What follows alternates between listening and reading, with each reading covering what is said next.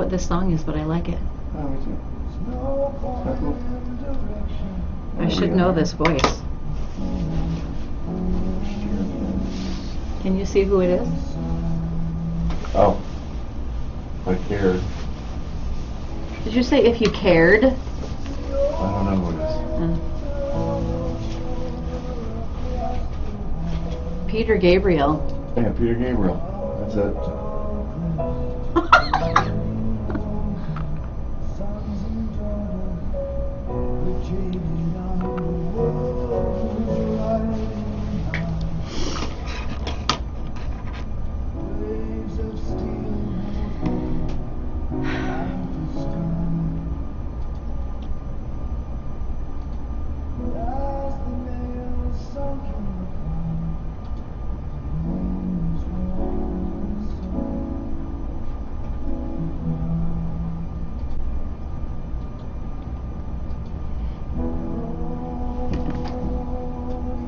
There we go. Huh? Said there we go.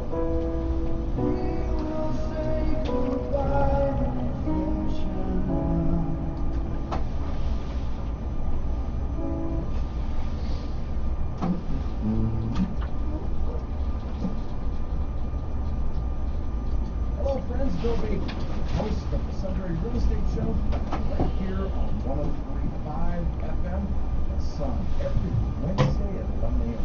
And when I'm not on the radio, I'm working with folks just like you to buy and sell homes. I'm proud to say that my team, the Baker Realty Group, has been helping people buy and sell homes in the greater Sun Prairie region for over 10 years. Information about buying and selling a home is available on my website, thebakerrealtygroup.com, on Facebook by searching the Baker Realty Group, or by calling 608-575-6731. Now sit back, relax, and enjoy the Sun Prairie Real Estate Show with Bill Baker and Ron Stanfield. Brought to you by the Baker Realty Group. Welcome to the Sun Prairie Real Estate Show with your host, Bill Baker.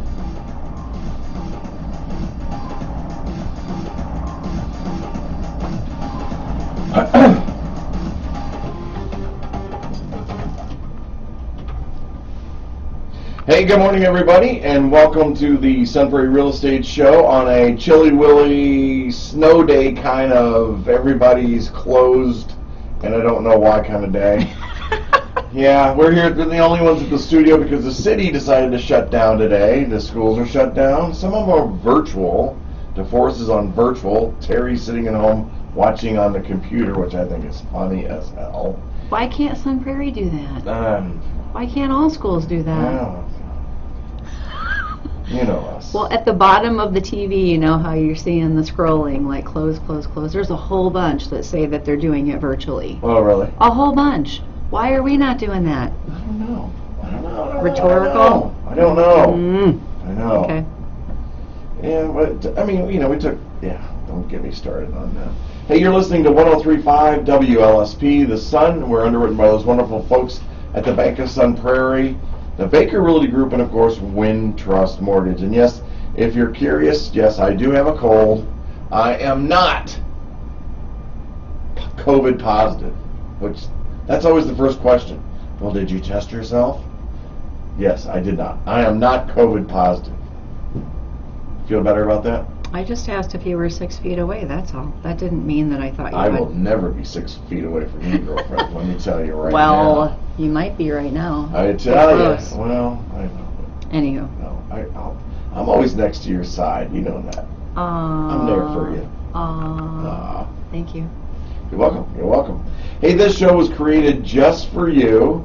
It's all about you. We had this idea of creating a show that educates and informs you on the buying, selling, or investing in real estate, and that includes a lot of the trends that happen. Laura and I like to be ahead of the pendulum, to say, ahead of the market, and we try to give you the information that'll help you make that important decision about buying, selling, or investing in real estate. And I have to tell you, it's an interesting market. It's a weird real estate market out there, and one that this year is going to have a huge effect on professionals in this market if it hasn't already, because we're seeing our numbers drop from 2020 to in 2021, and we'll get to that and talk about it. But there's going to be an effect on this market, but one that's going to be beneficial for you. And I have to tell you about a story. I was at the Chamber Rise program on Tuesday morning. We get together. Chamber's doing a great job. We probably had 120, 150 people there. And Laura, we need you there. At the chamber? Yeah, the chamber. We need you at the chamber. Why? Why for? Because? Why before cause? Yeah. Because it's the thing. You got to be anything in Sun Prairie. You got to be a chamber member. Because all the cool kids are there. Yeah, all the cool kids. Right? I understand. So if I'm not there, I'm not cool. Well, that's true. That's not true. So we're sitting around the table. I'm one of the ambassadors for the chamber. I received that honor last month and excited about it. At my table, I had a group of people, and we do a little round table at one point in the breakfast that we do. And you talk about your business. And so I was talking about how it's really funny in this being a real estate person, a realtor type person, especially the one that initially, when the idea was broached for me to become a real estate agent, I said I wouldn't touch that with a 10-foot pole, and why in the hell would I want to be a tour guide or used car salesman? Ooh, so that was your perception of realtors, used car salespeople. Because I saw no value in it. And the reason being is the real estate agents that we worked with in different transactions just they weren't what you expected. They weren't there, and so you didn't have a good experience. No. I've actually heard several realtors say that's why they went. Well, I guess it could go either way. Either they really appreciated their realtor when they bought a house, or had a horrible experience and wanted to kind of turn that around. Well, I sat in a room with 72 other people back in 2006, and I'm sitting there in a suit and tie and everything, and I'm looking around. Your bow tie? My bow tie, yeah, back in the bow tie days. I gotta bring that back. Bow tie guy. I am the bow tie guy. Get tied into real estate. Oh, nice. That was my new tagline. Okay. Back then, I looked around the room and I thought, oh my gosh, this might be like shooting fish in a barrel. It might be that simple to be in the real estate business, help people in the way of selling their biggest asset or buying what would be their biggest asset compared to some of the others that were in the room. And that's the whole direction and focus I've had on it, is how can I help people? Why was the room dull? There weren't very many bright lights in the room? Well, I think people were there for a different reason. I mean, it's like during a very hot market, you get a lot of real estate agents. Yeah.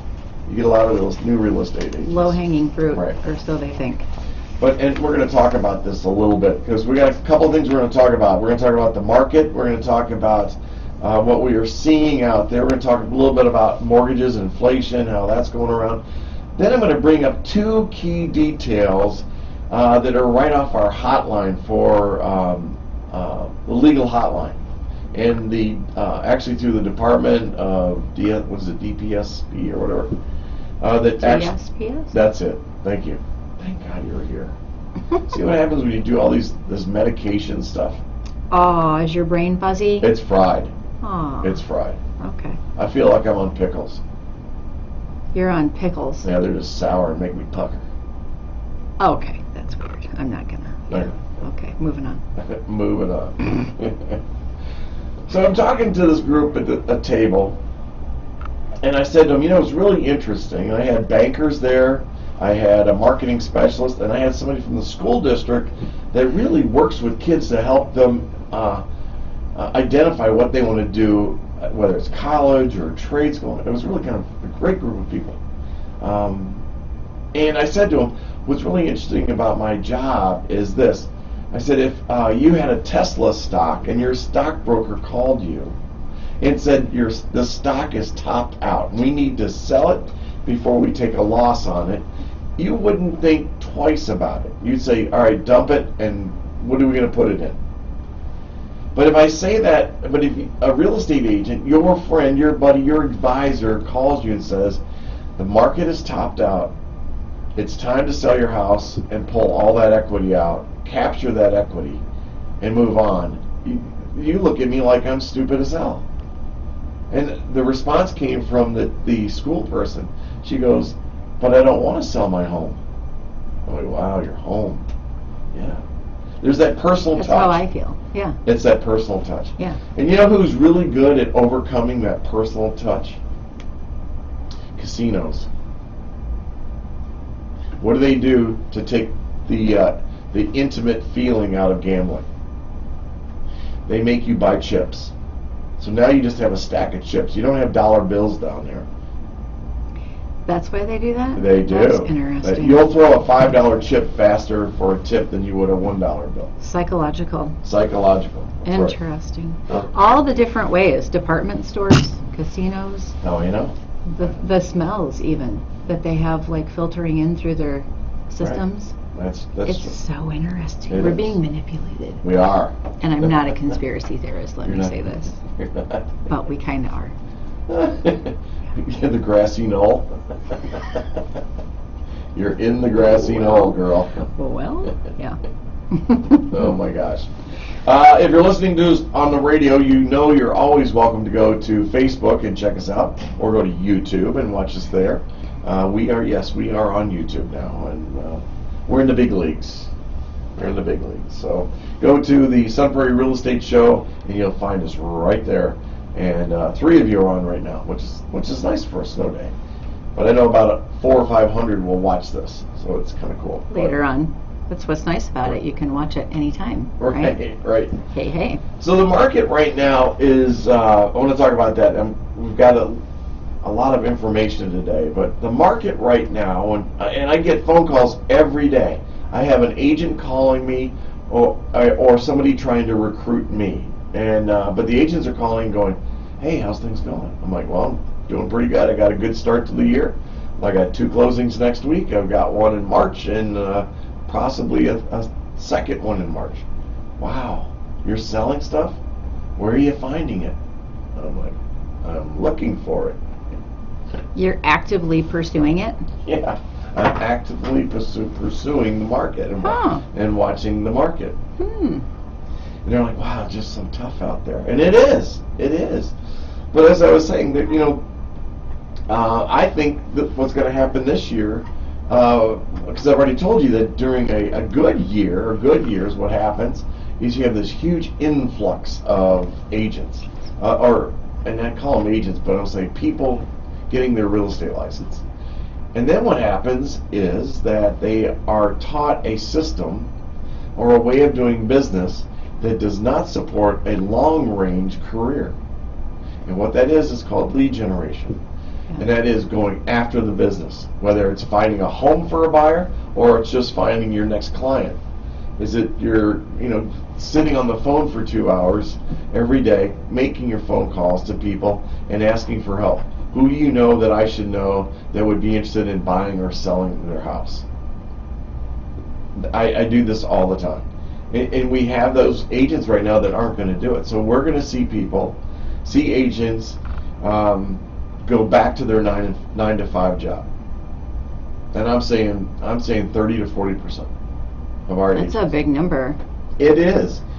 But here's the thing, Laura. I think it's going to weed out the experienced agents and the very experienced agents.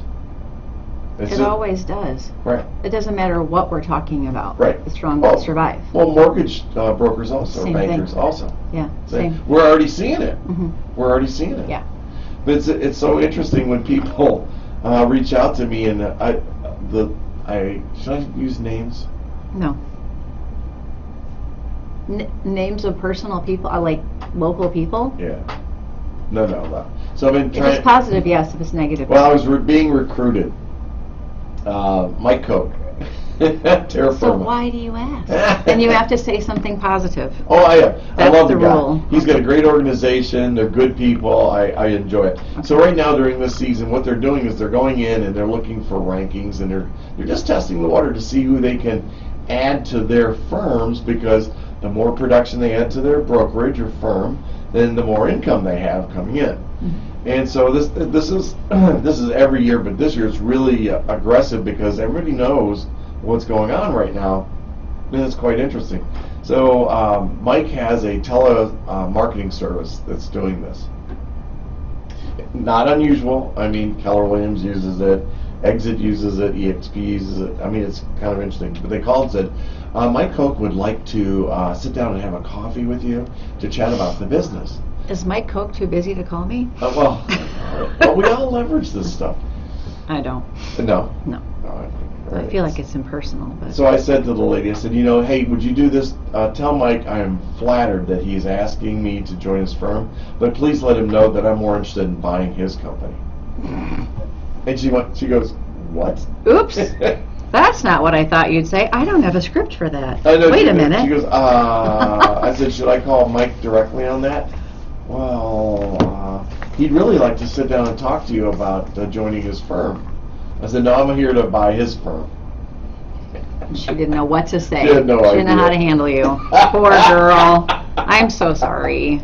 But she was fun. But it's gonna be a really good year out there, folks. I mean, if you, especially if you're selling right now, and you know, I say this to people, you better think about it because the equity is still there, and it's also a great year to buy. And you're going to learn through today, don't get focused on the interest rate. Focused on the equity that you will achieve. You may be paying a 6% mortgage, but you may get 10 to 12% equity in an asset that you haven't paid for completely. Now, what did I just say? I said, go buy a house. Don't worry about the interest rate, because we can always change or refinance that mortgage rate later. Mm-hmm. But if you go buy a $300,000 house, you put $5,000 down on it, you're going to make 10% off the $300,000 or $30,000 just for having it. And that interest rate just doesn't matter anymore. Go for the equity, don't go for the interest rate. Interest rate is temporary. It can be, unless you're at 2.75, and then you're going to sit on that for 30 years. Losers. I wouldn't say losers. That is a hard thing to give up. I get that. It really is. Yeah.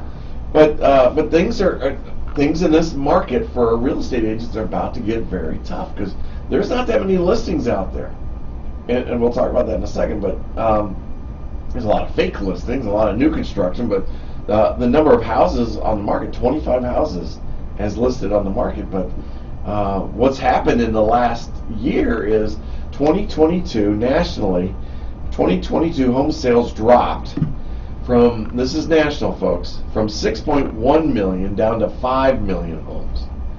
Now, so 2021 was the big year. That was the big year, right? And so that's about a 15% change. Now, if we look at that related to Sun Prairie, watch how hard it gets here.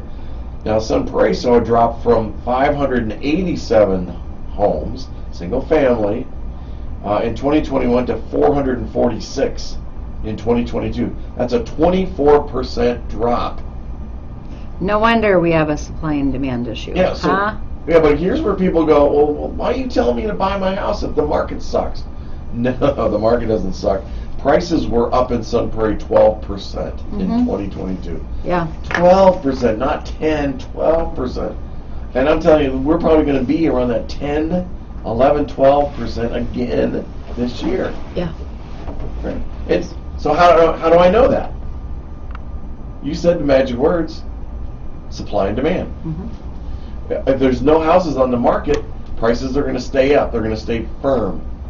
And I recently had an agent tell me, well, you know, the market's changed. It's softened. I'm like, no, sorry, not in Sun Prairie. Yeah. On a condo. Well, and this was a buyer's agent Yeah. on a property in Sun Prairie. In Sun Prairie. Interesting. I'm like, give me a break, people. No. So he was trying to negotiate for his buyer. Exactly. Right? I love that. Great guy, too, by the way.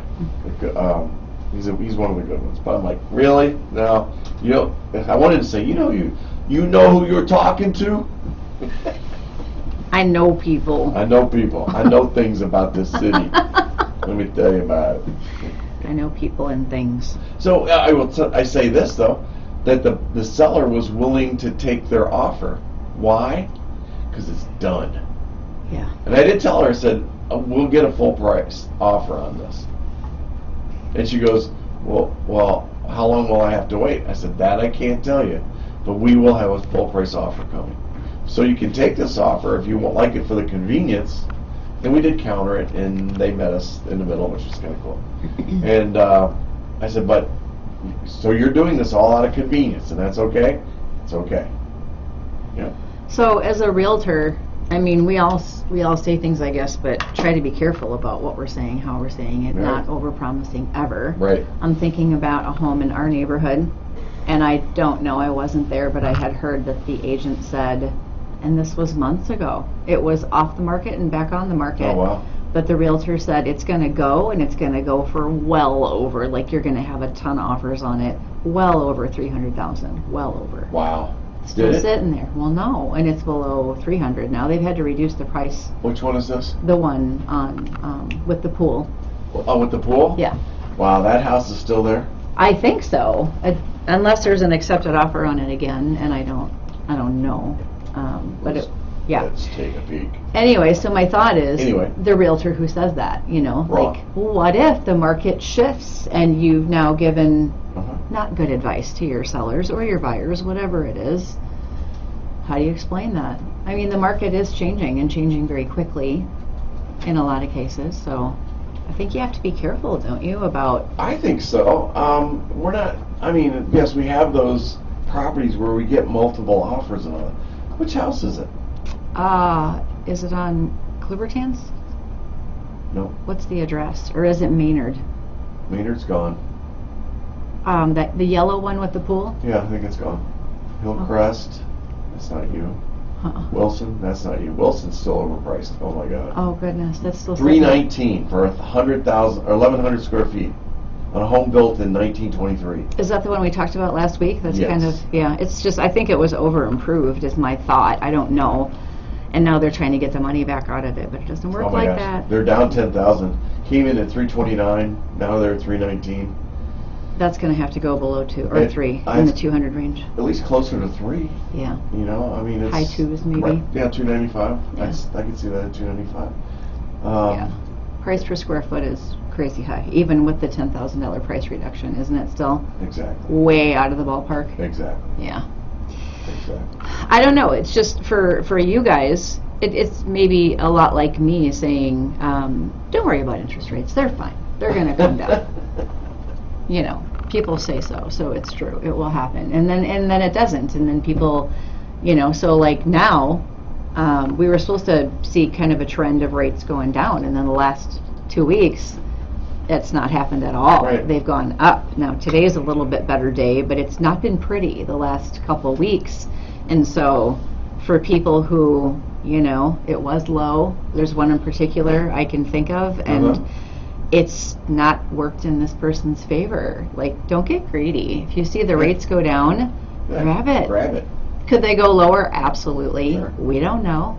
I can explain a few cases right now where Sure. it actually went up and it worked in opposition of what you were looking for. Well- It's not worth it. And when you folks who are the professionals who do this every day, I mean, you probably sell a couple of mortgages a year. I mean, I hope so. I know. My goodness.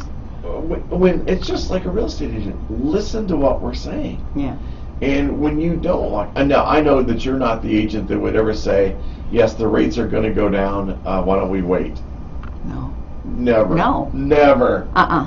Because it comes back on me. I care about the message I'm sending. I care about me being a professional and Yeah. offering the best possible advice. I would never, I don't know. No lender can say rates are coming down. We No. don't know for I have sure. no idea. Even if the experts, the chief economist, right, for WRA, NAR, Lawrence Yunus, NAR, right, National Association of Realtors. Even if he says we're going to see 5.5 by May, Ain't happening. we don't know. He doesn't know. He He's doesn't going know. by numbers and projections, but Right. things can always change. Right.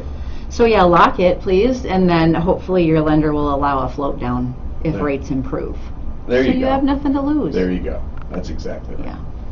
So we're going to talk about we're going to continue this conversation on mortgages and inflation and our cost and all that. And I will tell you that I borrowed a lot of this information from the latest Keller Williams information that's just come out. They have family reunion going on in Anaheim, California. Oh. Which I got to say, that's the greatest real estate convention that is in pretty cool. the existence of this world. Agree. And well, I haven't been to any others, but that was pretty cool. It's fabulous. I mean, having Gary Keller on stage talking about the market, the man knows his numbers. Yeah. And I think one of the blessings for me as a real estate agent was being a Keller Williams agent when I started, because I got that education. It was all about educating. It wasn't about selling homes. It was about being the educator in the market. That's huge. And that's where my stats come in. That's what makes you a professional. Okay. Knowing your numbers. I agree. Education. Yeah, I agree. So check this out. This is kind of cool.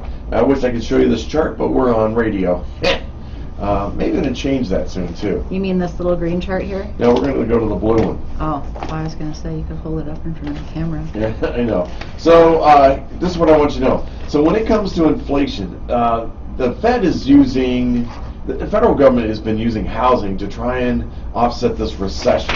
I think we've already been in a recession. I believe that the indicators tell us it's that way. And I think we're going to continue into a little bit more of a recession this upcoming year. But check this out. Check this out. Check this out. Let me show you how, if we compare this to 1989 and to today, how things are so close. So when it comes to inflation, it's more severe in like the medical and educational industries, with cost for hospital services up 227%, college and tuition up 181%. Just the textbooks alone are up 163%, and then medical care services up 132%. Child care, here's the one that hits all of us, 123%. Now, why am I saying it hits all of us? Because as an employer, if your employee can't get health or child care, they're not coming to work, or they're going to quit and go somewhere else. So it does affect us there. Increasing by the triple digits, all these numbers, triple digits by 2000. However, housing costs, get this, here it comes, sit down, housing costs have increased by 87%. And what's included in housing costs? Well, I don't know that. Well, that's honesty. Don't ask me trick questions, damn it. I'm trying to help our listeners. No, I know. I understand. So if we look at this, and if I look at 1989, you paid $15,000 for a car.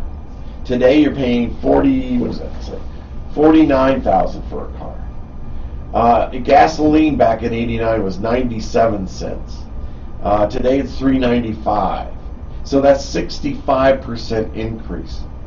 Hourly wage, it was I don't believe this one, but $9.81 an hour back in '89.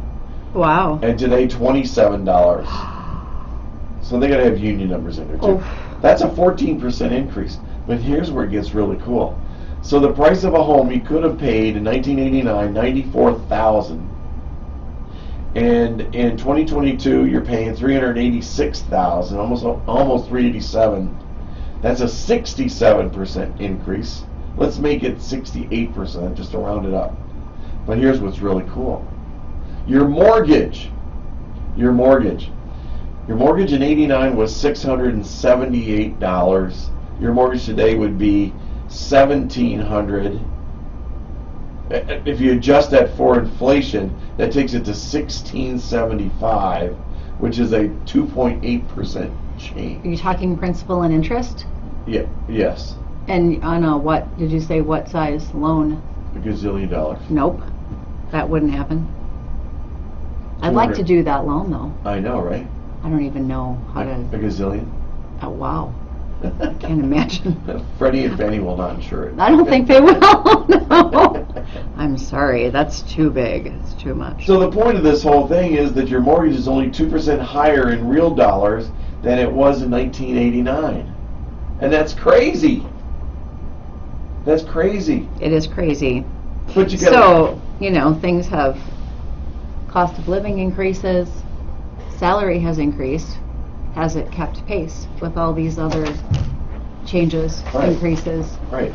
I don't know. How's it really affecting the average household is the question. All the other items are affecting it because their buying power Yeah. and their liquidity. You look at this.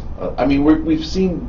During the pandemic, we saw debt numbers drop, individual debt numbers, and now we're seeing it creep back up again, which actually is good. It's one of the calculations in economics. It's showing that people are out buying in that. And yes, I'm taking a Ricola because my throat is now getting sore from talking. I know. Just turn this over to you. Just That's too bad. No, you couldn't help yourself. There's no way. So the thing is that it's the equity that you're looking at right now. You've got huge equity going on. Huge, Yes. huge. Yeah. Think about it. Yes, it is your home, but you'll have another home too. I think how many years? I'm 61. I've had 6 houses, 7 houses, something like that. Have you? That I've lived in. That's not including What's the income average? properties That you owned? Homes that you owned? I owned, Okay. purchased, greenbacks, dollars, crypto. Isn't that more than the average? Oh yeah. Yeah. Well, bill collectors will catch me. I just gotta keep moving. Wow. So here, what does Laura and I say to you every week? Marry the house, date the rate. Date the rate. So find that house, sell your house, pull that equity out, and let's go find another one. It's out there. Trust me, it's out there. We'll find it, and then we just have to make the decision if it's a good buy on what's going on. Right now, if you were to go into Sun Prairie, if you look on Zillow and Realtor.com, Redfin, and all that, please do not do that to go look at your houses. Work with your agent. We'll connect you with our sites or directly to the MLS. It'll give you accurate information. Zillow, Realtor.com, and Redfin are not accurate. Right now it shows 43 houses. Those aggregators show 43 houses available. There are only 25 that are actually actively for sale. Get this, Laura, gonna knock you off your chair. Sit down, hang on tight, put the buckle on. Average price of the homes listed in Sun Prairie right now are $548,000. Because of the new construction and not enough existing. You are so smart. It's just because I'm here a lot.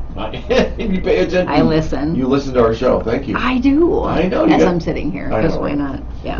So check this out. Only of that 25, only 5 houses are listed, were built before 2022, and their average price is $494. Make it $495 for an average. Median prices, being the important one, $380,000. So there's some buys out there, but don't be careful. Be careful, so you know what you're paying for. And you got to work with that agent that knows the numbers. You've heard Laura and I already talk about the house that's overpriced.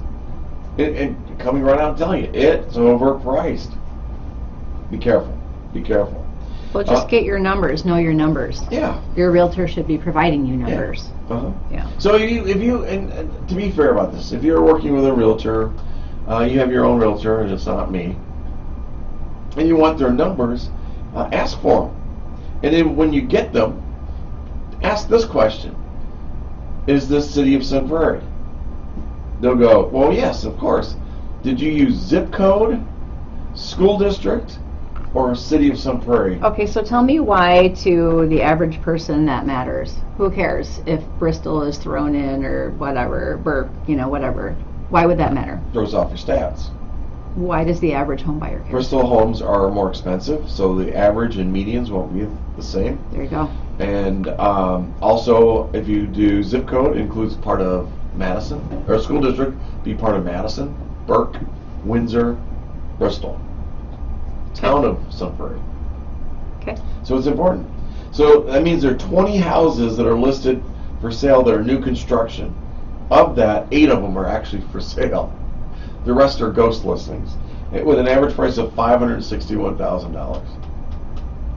Condos, I don't even know why we talk about it. There are only 2 for sale. Yeah. One's like 295, the other one's like 324,000. That reads opportunity all over the place, people. You've got condos that need to be on the market, and people want those condos. And if you have one where you want to jump from a condo to a single-family home, you hold the golden goose. You really do. And so think about that. And then tell everybody you heard it here first. I know. So that was a mouthful right there. Yes, it was. I know, right? 89. I know, right? $15,000 for a car, $49,000 now. I know. I went to 97 cents a gallon? I was at Metro Ford yesterday. I had to get my oil changed, tires rotated, and all that. I'm looking at price of cars. Ouch. And there was a Mustang in it for $69,000. Oof. And I thought, my first condo was $66,000. There you go. Oh my gosh. What's the payment on that thing? Don't go buy the new Mustang, by the way, if you think you want to buy a house. Oh yeah, no. Yeah. You might want to wait Buy on the that. house first. Just at least have your numbers run, and don't do anything until. Well, I know people right now. Actually, you and I had a client whose car payment was almost as big as their house payment. Yeah. Yes. And we're like, what the hell? I've seen a lot of that recently, honestly. I mean, I know part of it is that prices have gone up, but I'm just amazed sometimes at some of the car payments I see. Yeah. It gives me anxiety. I'll Why do would that. you want to pay that? Ah! No, thank you. That's just me, I guess, but. Oh my gosh. So, we're going to switch to a portion of the show which is going to be called Real Estate Issues. And what I've done is I've pulled off a couple of items that are part of the DSPS, Department of Department of Service, Professional Standards. Professional Standards? Yeah, I professional don't know. standards. DSPS. Yeah, anyway. It's the Department of Safety and Professional Services, by the way. Thank you. There you You're go. welcome. I pulled this off because it's important. And this is about disclosure. There's 2 sides to this.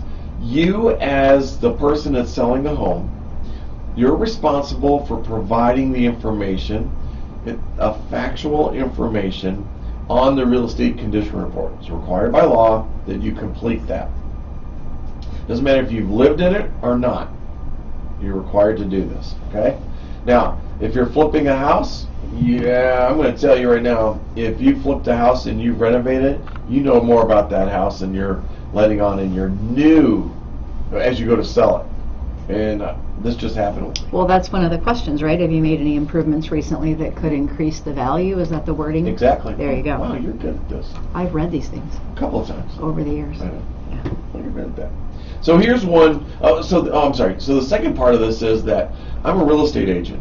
I'm also required by law to report any defect, any material adverse fact that I see when I'm walking through the house. Now, to find out a little bit more, I can't go move things. I don't have to move things. I don't have An to. inspector doesn't have to move No. things, right? Nobody has No. to. And so, but You could damage but a good agent will really know that house. I mean, you really want to know that house. So what's happened because of 2019, 2020, 2021, there have been some lawsuits that are coming in because of failure to disclose. So here's one from, and this is from the real estate side version of what happens to a real estate agent. And bear with me on this because I'll probably have to stop a couple of times. But so this is back in August of 2020. The Department of Safety and Professional Services received a complaint that a salesperson, being a real estate agent, had failed to disclose an adverse material fact. Now, an adverse material fact is basically a reason why, if you knew this fact, you may not want to buy the house, okay? I will tell you this, it's always disclose, always disclose, always disclose. Better to disclose and then not to disclose. So the agent failed to disclose an adverse material fact regarding the property during the process of the second buyer's purchase of a home. Every single time. The property in question was originally listed on March 19, 2020, and an offer to purchase was accepted March 25th. The first buyer had a home inspection that revealed several defects, including that the fireplace in the residence was inoperable. It didn't work. On April 5th, the parties executed a cancellation agreement. Now that means that the buyer came back and said to the seller, I want you to fix the fireplace. The seller said, nope, I'm not fixing it. So the buyer says, well, I'm going to give you notice that you won't fix it. It is a defect. I want out of the deal. And that's where the cancellation comes in. Second buyer comes in, submits an offer to purchase on May 7th. The real estate condition report did not disclose the defect of the fireplace. The home inspection from that buyer on May 15th revealed the fireplace in the residence was inoperable. May 23rd, the salesperson provided the second buyer with the home inspection report from the canceled transaction. I don't know why they did that. I don't know why this agent did that. It sounds like a very inexperienced agent. On November 4th, the salesperson provided a response to the complaint. And now, when you get a complaint, you're kind of being overseen by agents at the same time. And believe me, I've never had to go through it. I've had to address a couple of things, but I've never gone through any kind of censure or something like that, or like a full-on review. Right. So the response was the salesperson admitted that they were aware of the inoperable fireplace and had failed to revise the listing and advised the seller to update the real estate condition report. What that means is, if I know there's a defect, the real estate condition report does not have to, and we're in the middle of a transaction and there's an accepted offer, the condition report does not need to be changed at that time because the person buying it already knows it.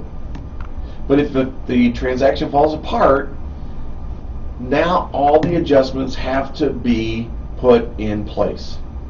You have to go back to either do a brand new real estate condition report or you can amend it to put those added defects in there.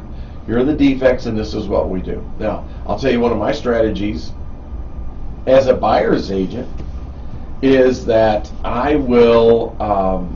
give you that home inspection immediately.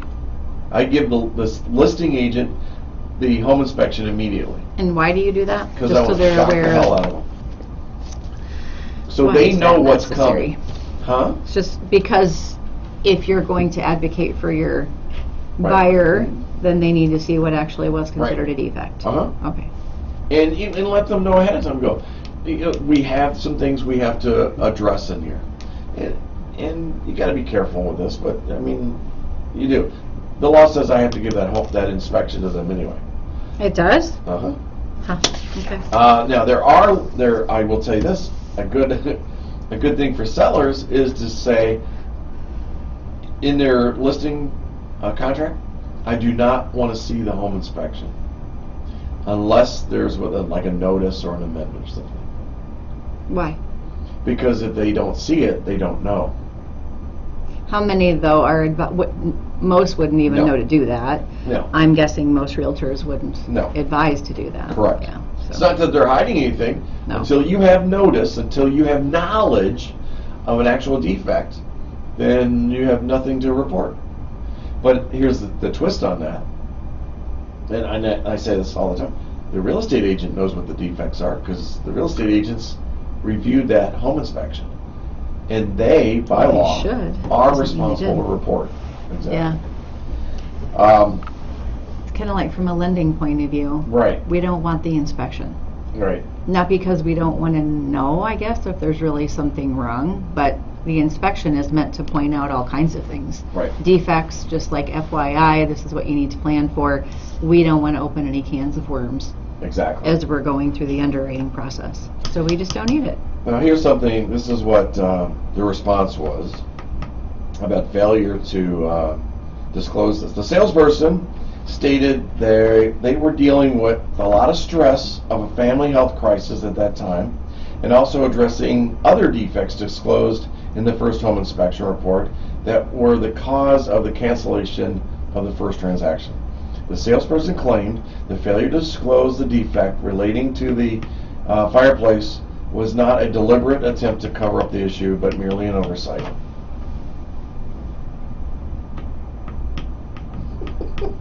My dog ate my homework. That's what I just heard. My dog ate the homework. That has happened. Dogs eat it? Yeah. Yeah, I know. Yeah. Yeah. Our dog actually did eat Yeah. a book. Several books. But anyway, that's a different thing. So the outcome of this, now this is just from the real estate side of it, is that the salesperson was reprimanded and their license is limited. So now they're under supervision for 90 days, and they must successfully complete a course of education on the topic of the process of doing everything. And they were fined $1,000. $1,000. Yeah, and I'll bet you that the seller probably paid for the home inspection, appraisal cost, and all that also. I'll bet you. Mm-hmm. But the important thing, what I'm trying to point out here, is that as a real estate agent, we are responsible for reporting adverse material facts. We are the eyes of the consumer. We have loyalties to our client, but we also have loyalty and other services to everybody that's out there. So if we know something, do not hold it back. Do not hold it back. The second part of this, and we got about 14 minutes left. In the last 2 years, we've had a situation where agents, we've had properties come up and there's been 20 offers. And so we see the phrase that, that offers will be reviewed and presented on a specific day. Mm-hmm. The problem with this phrasing that real estate agents put in there, and the reason they do that is to really create that feeding frenzy. Mm-hmm. Let just get everybody out there. You never know what the offer's going to be. The law says that we have to present offers as fast as we can, basically. And so that has caused some issues. So here's an example of this. Does it affect you as the seller? Maybe. Depending on, and the reason I'm saying maybe is we haven't seen any of the lawsuits yet on this. We haven't seen any of the lawsuits. But the complaints about the real estate agent are coming in. And this is a good one. The Wisconsin Department of Safety and Professional Services received a complaint stating an agent received a $245,000 cash offer with a no contingency for her seller's clients. But the agent did not notify the seller or present the offer until 3 days after the offer expired. So what happened was that the buyer wrote an offer, and let's say that it was supposed to be on February 4th. But they put in their stipulations that they weren't going to review offers until February 7th. See? Okay. You with me? Yep. Smell what I'm stepping in? Sure. Yeah. Okay. So the seller thinks that it's just going to, they're waiting till that last day. But the law says, as a real estate agent, I got to give you these offers. And I got to review them with you. And if you don't do that, you're not a good agent. And here's why. Thanks for asking that question. Why? Well, I just kind of assumed that. Well, yeah, that makes sense. The reason for it is that a buyer or seller may see an offer come in and go, man, I can be done with this thing. Get over with this. And if I accept this cash offer, no contingencies, right now, I don't have to wait 3 more days. I can get rid of the agita. I don't have to live out of my house or Agita? upset stomach. Oh my goodness. Okay. I tell you. Cool. Cool vocabulary there. Thanks. I mean, we hear these phrases called best and final, and then they set up these Highest crazy and best. deadlines. And so a seller can accept an offer at any time. They don't have to follow those guidelines. Now, it's going to tick off real estate agents. It'll piss them off big time. Buyer's agents? Yeah, Yeah. absolutely. Uh-huh. But you have to present offers as they come in. You have to. Duh. I know. Well, you as a consumer don't know that. I would assume that. Whoa, you would, really? What happens when we assume? Right. Well, if I put an offer in and it's within the, time frame, why would it not be presented? That could be a discriminatory thing. Right. Every offer has to be presented. Every and offer reviewed. has to in an Expeditious fashion. fashion. Yes, expeditious fashion. Let's spell it. It does. Yeah. The licensee shall promptly present all written proposals received to the licensee's clients or customers unless the presentation would be contrary to specific written instructions from the licensee's clients or customer. What does that mean? That means that the seller could stipulate, I don't want to see an offer. He's got to put it in writing, or she has to put it in writing. I don't want to see an offer until this date. If that is in the listing agreement, you're clean. You're clean. Advice and guidance, though, Advice again. are what I keep hearing. Right. Are key. Right. Again, who would advise somebody to do that? I mean, we've seen photos of this, of a conference room table full of offers. Yeah. Folks, it's great to get 20 offers, but it really sucks. Yeah. It's very stressful. So now we got to pick one. Well, you have to rely on your agent to lay it out for you. Right. Excel spreadsheet it out maybe for you. And it still doesn't do its justice. No, it's still very stressful. Right. Yeah, I get it. Because you'll get 2 or 3 that are exactly the same. And how do you choose from there then? What's it based on? Is it based on, did they provide a love letter? Do I like those? Does it irritate me? Oh, no. Are there other things you can do to stand out? Uh-huh. You pay I don't know, there's strategies I know, but Well, yeah. how do you choose if it's the same, apples to apples? Well, yes. That's how do you choose? Interesting. All kinds of things can come into play. Exactly. The names, is it one person? Is it more than one? Is it a family? Is it not? What's it sound like? What kind of family does it sound like? Right. Is it Jones or Mahatma Gandhi? Is it? Well, seriously, I know. This I know. comes into it. And you got to be really careful. Right. No discriminating. Be careful Right. what you say. I guess you can think what you think. Right. Be careful what you say. Yeah. And people don't know this. It's like the condition report. The real estate agent cannot help you fill that out. Mm-hmm. So then the other side of it is helping you pick an offer. Mm-hmm. We're really not allowed to help you choose the offer. It's up to you. You can offer an opinion I can- about the offer, I can provide the details of each offer. right? But how often do you think that's actually happening? How often do you think it's happening? The agent's like, well, okay, I don't like this one because of this. I don't like this one because of the lender, the pre-approval letter, who it came from. I don't like this one because it's not, whatever. The agent is entering in their opinion more often than not, I Right. would think. We just don't know because we're not a fly on the wall. Right. Yeah. I think that there's times when we come, real estate agents, and I'm one of them, we come very close to practicing law, and we have to avoid that.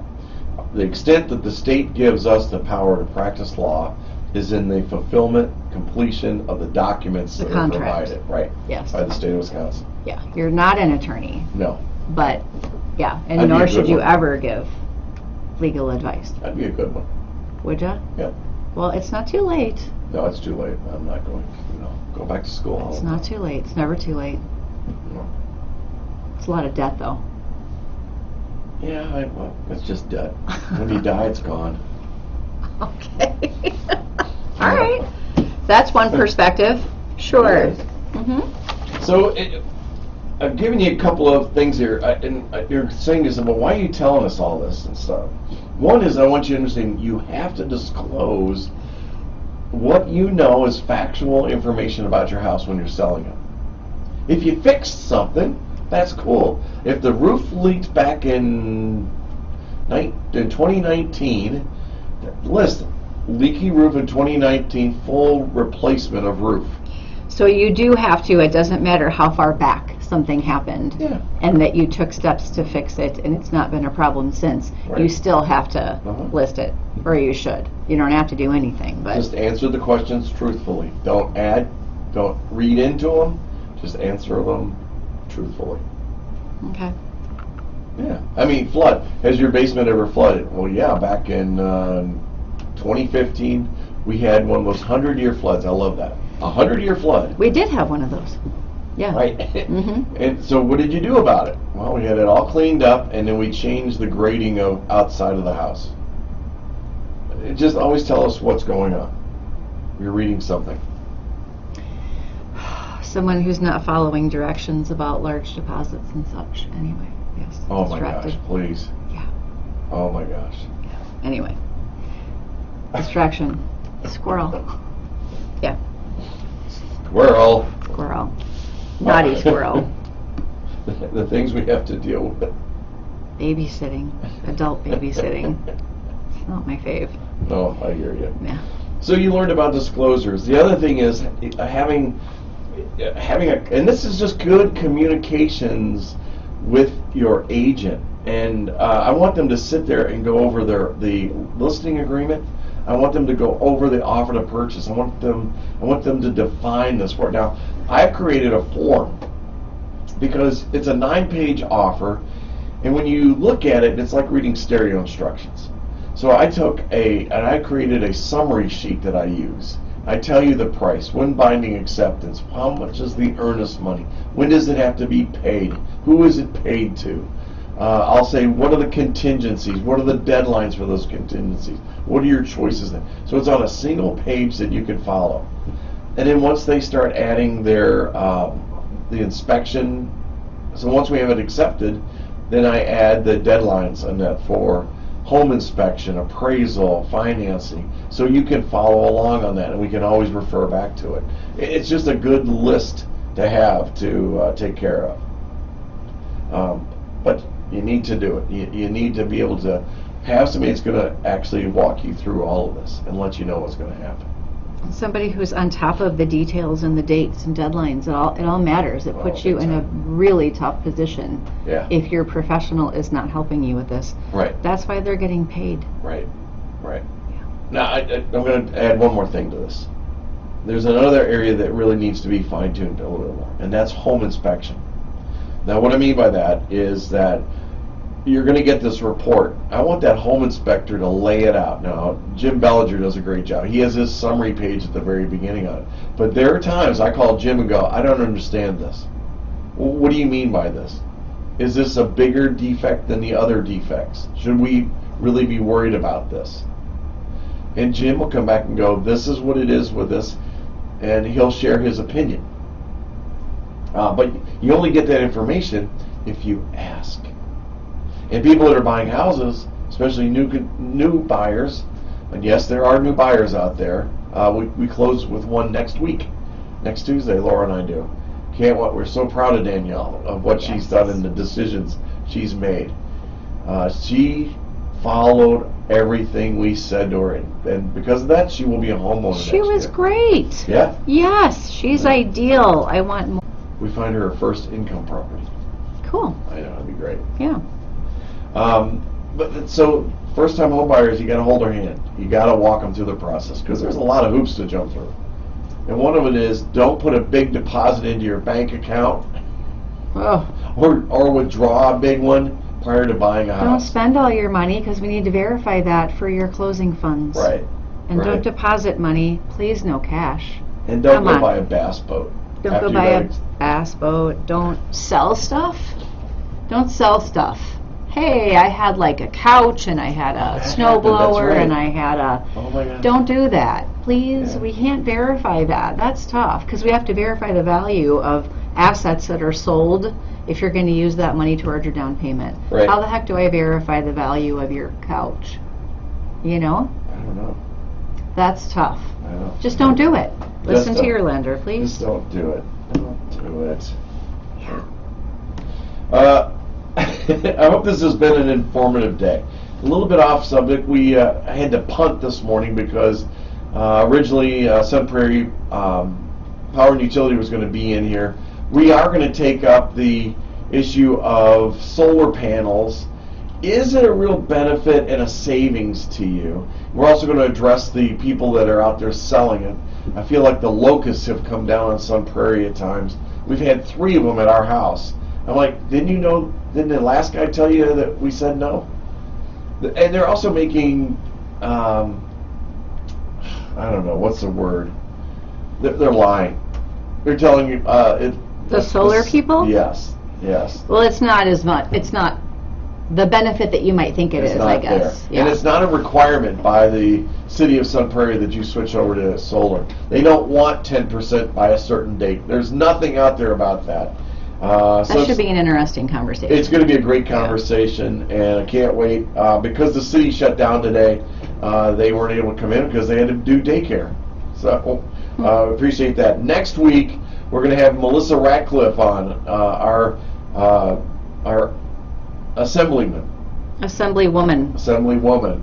who actually took Gary Hebel's seat. We're really proud of her. We're going to talk about affordable housing. We're going to talk about how she sees affordable housing in the entire area that she represents. And that's going to be a good conversation. Just an absolutely fabulous conversation, because I don't see affordable housing anywhere right now, folks. So until next Wednesday, we'll catch you right back here on the radio. Thanks, Sun Prairie. Bye, Sun Prairie. See you out there. Bye.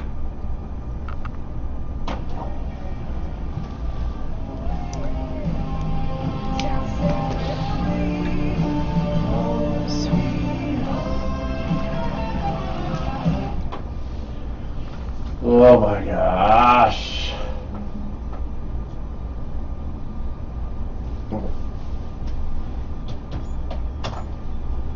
That drained me.